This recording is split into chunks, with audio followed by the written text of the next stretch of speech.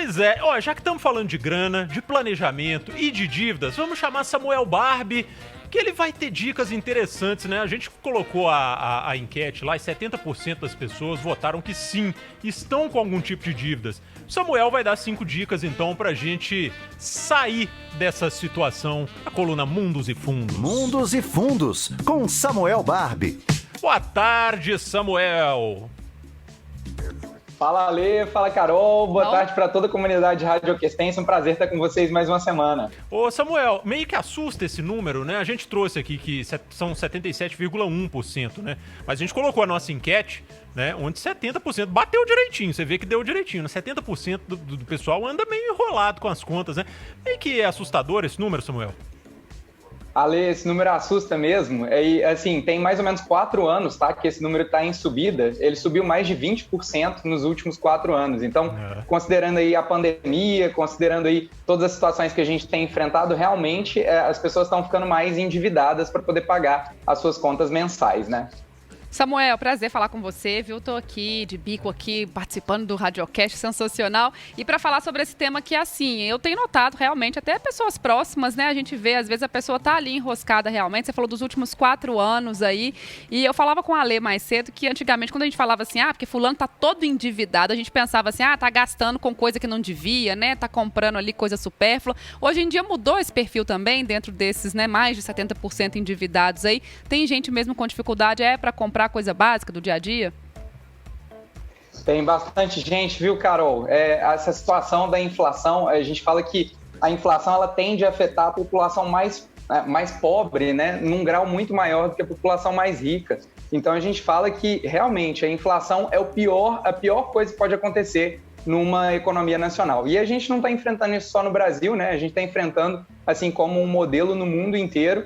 E aí fica mais importante ainda combater isso, né? Porque a inflação, ela traz, em última instância, ela traz miséria para a população e é o que a gente tem que escapar aqui no Brasil. Mas a gente está vendo muitas pessoas, inclusive, dividindo as compras mensais no supermercado, né? Acho até interessante que muitas vezes agora você vai no supermercado e a pessoa pergunta, de quantas vezes você quer dividir? É porque isso está virando uma prática muito comum e isso não é desejável, né? Pois é, eu sei que você separou aí 5 dicas, né? Pra quem tá meio enrolado, começar a botar a casa em ordem e realmente sair dessa situação, Samuel.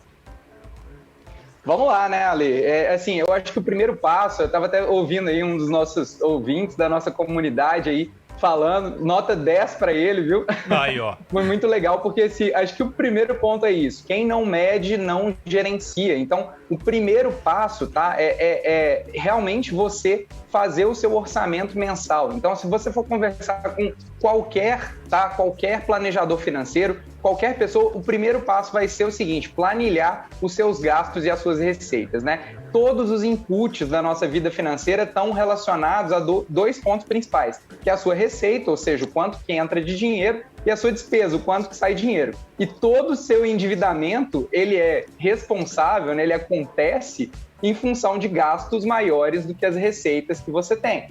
Então, o primeiro passo é olhar e perceber, colocar tudo no papel, na planilha, para você saber se o dinheiro que está entrando, né, ele está mais saindo do que entrando efetivamente, para onde que está indo todo aquele dinheiro que você recebe, né?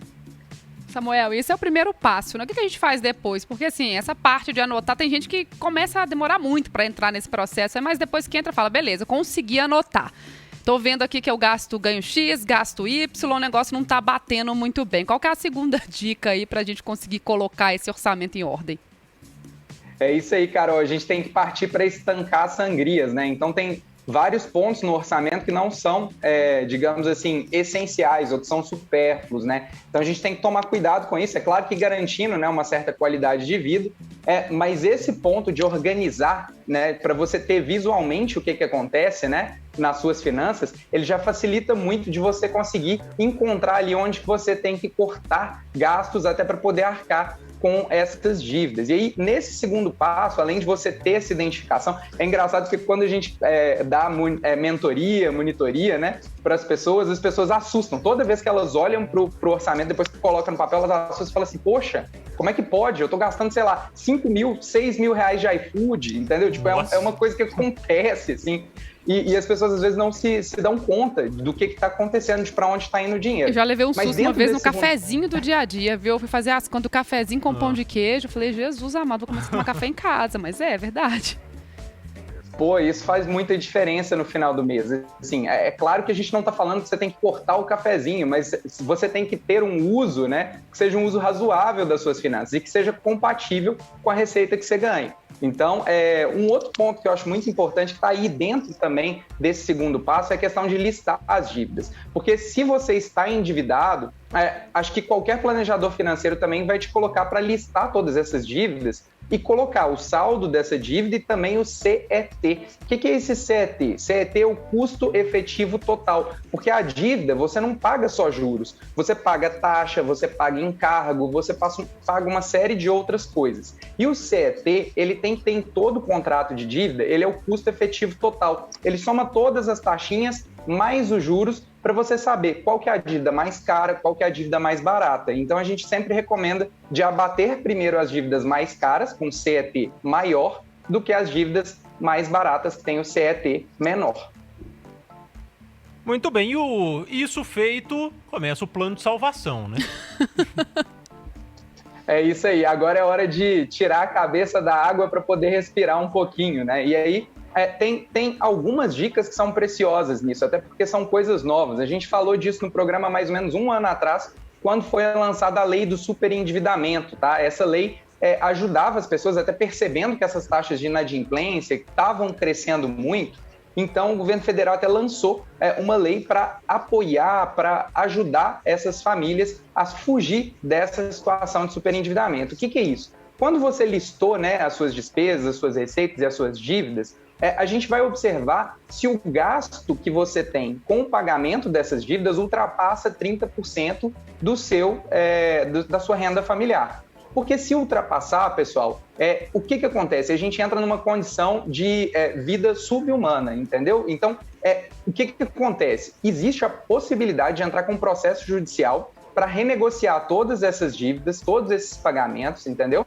E você ganhar um respiro. É tipo um regime de recuperação fiscal da pessoa física, em que a pessoa passa a ter condição de renegociar as dívidas com todos os seus credores e ganha um período de 5 anos para poder respirar e fazer esses pagamentos, entendeu? Então ela pode trabalhar, conseguir renda extra, enfim, para poder se recuperar o seu nome, tá? Então, esse caso é muito importante saber, porque isso você precisa muitas vezes de um apoio profissional, seja de um advogado, de um contador, de um economista, de um administrador, muitas vezes para tocar esse tipo de processo. Então, eu falo para vocês, se tem a sua dívida, né, acima desse fator, acima desse patamar de 30%, é muito importante que você procure apoio profissional, tá?